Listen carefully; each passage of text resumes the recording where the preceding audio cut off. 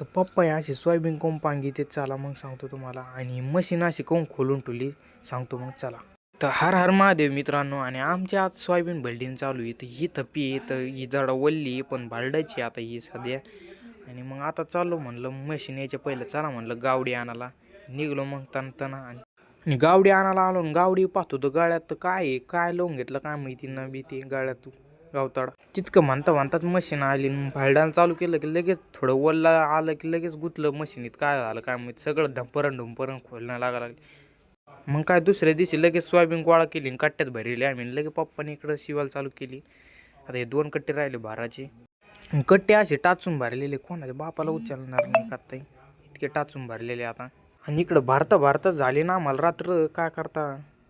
तर इकडं आलो थोडं आता झाकाला काहून की सोयाबीन राहिली. आणि इकडं हे वल्ली गंजीर निघलेली आता थोडी तर येला पांगिलं.